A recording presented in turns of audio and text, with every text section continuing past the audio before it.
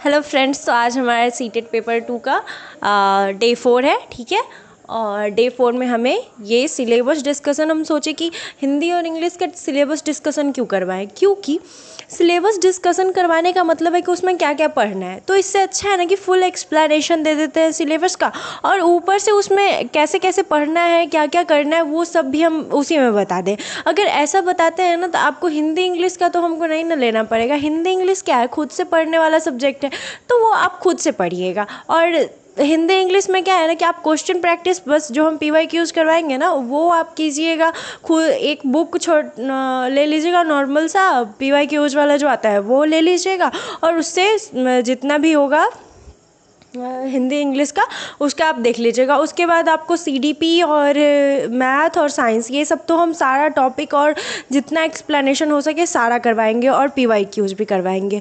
तो इसलिए हम हिंदी और इंग्लिश का सिलेबस डिस्कशन के साथ फुल एक्सप्लेनेशन आपको दे देते हैं, ताकि आपको ये समझ में आ जाए कि कैसे कैसे क्या पढ़ना है। अगर आप हिंदी इंग्लिश को 15 दिन लास्ट का जब बचेगा ना, 15 दिन या 10 दिन बचेगा, उसमें भी आप अगर हिंदी इंग्लिश को ठीक कर लेना तो आपका क्लियर रहेगा। ठीक है, तो ये क्लियर रखिए। तो हम हिंदी का लेते हैं। तो हिंदी जो हमारा लैंग्वेज रहेगा, फर्स्ट लैंग्वेज, या फिर आप ले सकते हैं कि सेकंड लैंग्वेज आप लिए होंगे, पर यहाँ पे लैंग्वेज 1 हम ले रहे हैं हिंदी। ठीक है, तो हिंदी में भी 30 नंबर का आता है, 30 क्वेश्चन रहते हैं। ठीक है, तो 15 नंबर क्या आता है पता है, भाषा बोध, भाषा से रिलेटेड, व्याकरण में जो भाषा होता है उससे रिलेटेड हमारा 15 मार्क्स का होता है। 15 मार्क्स यानी कि 15 नंबर का क्वेश्चन आता है। ठीक है, सॉरी। तो उसमें क्या क्या पढ़ना होता है, अपठित गद्यांश और पद्यांश से प्रश्न पूछे जाते हैं। क्या होता है, पैसेज लिखा होता है उसमें से आपको पढ़ना होता है, तो वो अलग है, पर गद्यांश और पद्यांश उसी का रिलेशन है। ठीक है, तो उसमें से आपको पढ़ के क्वेश्चन का आंसर देना रहेगा। ये कितने नंबर का रहेगा, 15 नंबर का। ऐसे करके ना 2 को आपको दिया जाएगा पढ़ने के लिए, 2 पैराग्राफ दिया जाएगा आपको, उसमें से पढ़ के उसका आंसर देना रहेगा। तो एक 7 नंबर का आएगा, वो कविता देते रहेगा, और एक आपको क्या बोला जाता है उसको, एक कहानी टाइप रखा रहेगा, वो आपको पढ़ना होगा और उसका आंसर देना होगा। तो एक 8 नंबर का रहेगा और एक 7 नंबर का रहेगा, तो उससे हमारा 15 मार्क्स बन जाता है। ठीक है, क्लियर है। अब देखिए उसमें पढ़ना होता है अपठित, जो आप पढ़े हुए नहीं रहेंगे कभी का PYQs ये नहीं आता है, इसलिए आप सिर्फ प्रैक्टिस करके जा सकते हैं। ठीक है, तो वो उसमें से पद्यांश और गद्यांश प्रश्न से पूछे जाते हैं। इतना क्लियर है, जिसमें आपको शब्दार्थ भी रहेगा, पर्यायवाची रहेगा। इसी 15 नंबर क्वेश्चन में शब्दार्थ रहेगा। हर बार ये नहीं है कि वही चीज़ आएगा, ये सब भी आ सकता है। शब्दार्थ रहेगा, पर्यायवाची रहेगा, विलोम शब्द रहेगा, मुहावरा रहेगा, मुख्य भाव रहेगा, और सिर्फ निष्कर्षण यानी कि कंक्लूजन आपका क्या निकलता है वो भी पूछेगा। ठीक है, तो ये सब आप क्लियर करके रखिएगा। जो व्याकरण का बुक होता है ना, वो आप जो 9th 10th का होता है ना व्याकरण का बुक, 6 to 8 का आता है, 6 to 10th तक का एक व्याकरण का बुक आता है, बहुत पुराना रहता है, वो आप ले लीजिएगा। पुराना बुक भी, व्याकरण का तो कोई भी बुक लीजिए ना तो वो कभी भी काम आते रहेगा। ठीक है, तो वो ले लीजिए। उसमें से ये सब मुहावरा, मुख्य भाव, पर्यायवाची, शब्दार्थ, विलोम शब्द और निष्कर्ष, ये सब आप अपना क्लियर कर लीजिए। ठीक है, और हिंदी का तैयारी आप क्या कीजिएगा कि 10 दिन पहले से आप स्टार्ट कीजिएगा हिंदी इंग्लिश का, तो उसमें हो जाएगा। ठीक है, वो आपको रिवाइज रहेगा, उसी टाइम में पढ़ा हुआ उसी टाइम में आपको आ जाएगा, तो ये आपके लिए सबसे बेहतरीन रहेगा। ठीक है, क्योंकि अभी हम पढ़े कुछ देर के बाद, अभी जैसे हम साइंस पढ़ेंगे तो वो कुछ टाइम तक याद रहता है, फिर रिवाइज करेंगे।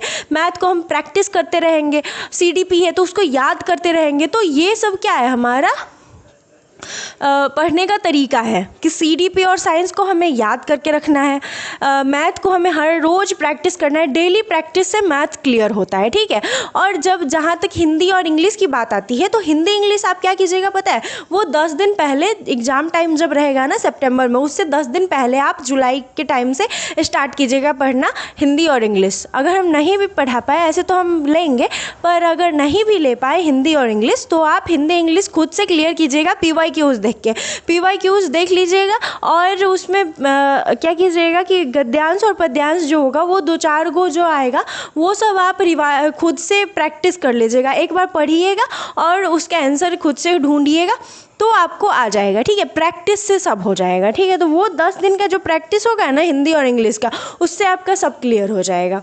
तो वो क्लियर कीजिए। तैयारी 10 दिन पहले से करना है। हम नहीं बताते हैं कि बहुत दिन पहले से पढ़िए, ये कीजिए, वो कीजिए, ये सब कुछ आपको टेंशन नहीं देते हैं। बस आप जितना हम पढ़ा रहे उतना क्लियर रखिए, टाइमली आप जो लेक्चर आएगा वो सब देखते रहिए और थोड़ा बहुत रिवाइज करते रहिए, बस हो गया। उतना क्लियर है, आपको 150 नंबर लाने के लिए काफ़ी है।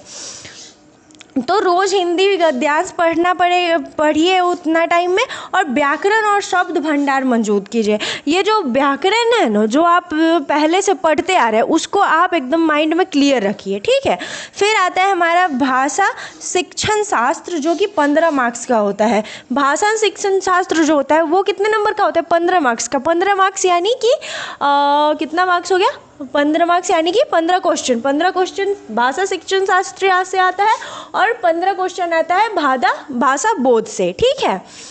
अब देखिए भाषा शिक्षण शास्त्र में क्या क्या पढ़ना है। तो इसमें यह भाग भाषा पढ़ाने की विधियों से संबंधित है।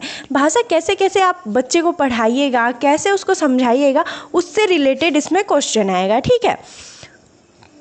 तो उसमें होगा भाषा अर्जन में लैंग्वेज एक्विजिशन। देखिए अब हम है ना कि भाषा अर्जन, तो आप बोलते होंगे कि हिंदी में इंग्लिश क्यों लिखे हुए, तो आप इंग्लिश जो हम लिख रहे हैं ना, तो वो इंग्लिश से उस इंग्लिश का जो सिलेबस कल हम कवर करवाएंगे, ऐसे ही इंग्लिश का भी हम क्लियर करवा देंगे आपको कि इंग्लिश हमको पढ़ाना ना पड़े, सिर्फ PYQs आप लोग को रिवाइज करना पड़े, ठीक है। तो उसमें क्या होगा कि ये आपको समझ में आ जाएगा उस टाइम में कि हम क्यों लिखे थे, ठीक है, कि वो भी उसी चीज़ को पढ़ना रहेगा। हिंदी और इंग्लिश का बस डिफरेंट होता है नेमिंग, उसका हिंदी इंग्लिश में लिखा रहता है और ये हिंदी में रहता है, इतना क्लियर रखिए। फिर उसमें क्या पढ़ना है? बच्चा वातावरण से भाषा सीखता है। बच्चा क्या करता है? वातावरण से भाषा सीखता है। आप किसी को भी देखिएगा ना, कोई बच्चा छोटा बेबी रहता है तो वो क्या करता है, शुरू में तो उसको बोलने नहीं आता है, तो वो क्या करता है, दूसरा जब उसको बोल के सिखाता है ना, पापा, मम्मी, मम्मा, मॉम, ये सब क्या होता है, वो कॉपी करता है हम लोगों को। वो मेरे जो बोल रहे हैं हम कोई भी चीज़, तो हमारा लिपसिंग होता है, तो वो बच्चा जो है ना उसको कॉपी करना आता है, लिपसिंग करना। उसी टाइम में भगवान उसको सब चीज़ सेट करके दिमाग में भेजते कि ऐसे कॉपी करना जिसके कारण तुमको भी आ जाए। तो वो कॉपी करके बच्चा हम लोगों से सीखता है, ये क्लियर रखिएगा, ठीक है। फिर है भाषा अधिगम, उसको हम लैंग्वेज लर्निंग बोलते हैं कि भाषा आप कैसे कैसे सीख सकते हैं, वो है। फिर भाषा को नियमों और अभ्यास से सीखा जाता है। भाषा जो है वो आप क्या कीजिएगा, जब बच्चा को पढ़ाइएगा या फिर खुद जब समझने चाहिएगा, तो उसमें रूल्स होते हैं, रेगुलेशन होते हैं, वो सब आपको क्लियर रखना होगा, फिर आप समझ में आएगा, ठीक है। फिर है हमारा भाषा कौशल। भाषा कौशल में क्या क्या जानना है? श्रावण, जिसका मतलब होता है लिसनिंग, सुनना। किसी चीज़ को ध्यानपूर्वक सुनना ही हमारा एक बहुत बड़ा अचीवमेंट होता है। अगर हम देखिए दुनिया कॉपी पे चलता है, कॉपी पेस्ट पे, ठीक है। ये क्लियर रखिएगा कि हम खुद से कुछ नहीं करते हैं, कोई ना कोई उस चीज़ को करके रखे हुए हैं, उसी को हम लोग कॉपी करते हैं। इतना ही आप दिमाग में रखिए। अगर कोई कॉपी नहीं ना करता तो ये दुनिया चलता नहीं। हम भी किसी ना किसी से कॉपी कर ही रहे हैं। ये नहीं है कि हम एकदम स्पेशल कहीं से आए हैं और वहाँ से आए हैं, ऐसा नहीं होता है, सब कॉपी करते रहते हैं। तो वही है कि ध्यानपूर्वक सुनना चाहिए, जिससे आप कॉपी भी कर सकते हैं। फिर आता है वाचन। वाचन का मतलब होता है रीडिंग, पढ़ना। वाचन का मतलब होता है पढ़ना, पढ़कर अर्थ समझने को ही हम वाचन बोलते हैं। ये भी बहुत बड़ा है, ठीक है। फिर आता है हमारा लेखन, जिसको राइटिंग बोलते हैं। किसी चीज़ को लिखते रहना, विचारों को लिखित रूप में देना। किसी विचार को हम अगर लिखित रूप में दे रहे हैं तो उसको क्या बोलते हैं? राइटिंग या फिर लेखन, ठीक है। यहाँ तक तो क्लियर है आपको, ये सब और वहाँ तक क्लियर है। अब देखिए, वाचन जो है वो मौखिक अभिव्यक्ति, जिसको स्पीकिंग बोलते हैं, बोलना बोलते हैं, वाचन, मौखिक, ये सब क्या स्पीकिंग से रिलेटेड है। तो उसको क्या बोलते हैं? स्पष्ट रूप से बोलना, स्पष्ट रूप से किसी चीज़ को बोलना। कोई कोई बच्चा होता है ना, तो वो तुतरा के बोलता है, या फिर छोटा बेबी होता है तो वो क्या करता है, धीरे धीरे बोलना सीखता है, तो उसका क्लियर तो आवाज़ होता नहीं है, तो वो स्पष्ट रूप से बोलने लगता है, तो उसे हम क्या बोलते हैं? वाचन या फिर मौखिक बोलना। ठीक है, फिर आता है हमारा भाषा शिक्षण के सिद्धांत। भाषा शिक्षण के सिद्धांत होते हैं, उसमें क्या पढ़ना पड़ता है? सरल से कठिन चीज़ को कैसे किया जाएगा, ज्ञात, कोई चीज़ ज्ञात है उसको अज्ञात कैसे लाया जाएगा, मूर्त है उसको अमूर्त कैसे किया जाएगा। फिर बालक केंद्रित शिक्षण आता है, वो भी हम लोग को देखना होता है। तो ये सब क्या है पता है आपको? ये सब बस आप ये गद्यांश पद्यांश को देख लीजिए, और व्याकरण एक बार आप लोग देख लीजिए। व्याकरण का बुक जो होगा आपका, पहले किसी भी थोड़ा सा 6 to 10th का जो होगा ना, उस व्याकरण को आप देख लीजिएगा। और ये गद्यांश पद्यांश PYQ से जब आप कर लीजिएगा, हिंदी इसके अलावा कुछ नहीं पूछेगा, इसी में पूरा आ जाएगा। आप व्याकरण कर लीजिएगा, 15 नंबर वहाँ से, गद्यांश पद्यांश का रिवाइज कर लीजिएगा, प्रैक्टिस कर लीजिएगा, आपका 15 नंबर वहाँ से आ गया, हो गया 30 नंबर क्लियर। अब है हमारा त्रुटि विश्लेषण, उसमें होता है एरर एनालिसिस। त्रुटि विश्लेषण का मतलब होता है एरर एनालिसिस। कोई चीज़ अगर हम गलती कर रहे हैं तो उसको एनालाइज करना, हमें अच्छा से किसी बात को समझना, ये सब हमारा एनालाइजेशन कहलाता है। ठीक है, तो उसमें क्या होता है? विद्यार्थियों की गलतियों का अध्ययन करके सुधार करना। अगर कोई बच्चा गलत कर रहा है तो उसको देखकर अच्छा से प्यार से समझाना चाहिए। किसी भी टीचर को कभी बच्चे को मार पीट के नहीं समझाना चाहिए। बच्चे मार पीट और डांट डपेट से नहीं चलते, उन्हें बहुत सावधानी से चलना पड़ता है, खुशी खुशी बच्चों को सिखाना पड़ता है। इसलिए आप क्लियर रखिएगा कि जब आप स्टूडेंट लाइफ से एक टीचर बने तो उस स्टूडेंट जो आपका स्टूडेंट होगा उसे इतना प्यार से और इतनी खुशी से पढ़ाए ना कि बच्चा आपको इतना देखते ही खुश हो जाए। ठीक है, तो ये क्लियर रखिए कि हमें एक टीचर बनना है, एक बहुत अच्छा टीचर बनना है, बेहतरीन टीचर बनना है। ठीक है, और उसको सुधार करना हो गया। फिर है उपचारात्मक शिक्षण, इसको रिमेडियल टीचिंग बोलते हैं। यही हमको इंग्लिश में भी पढ़ना है, इसीलिए हम इंग्लिश लिख रहे हैं कि जब हम ये समझा रहे हैं इंग्लिश, कल वो भी समझाएंगे, पर यही है कि आपको समझ में यहाँ पे भी आना चाहिए। कमज़ोर विद्यार्थियों के लिए विशेष सहायता।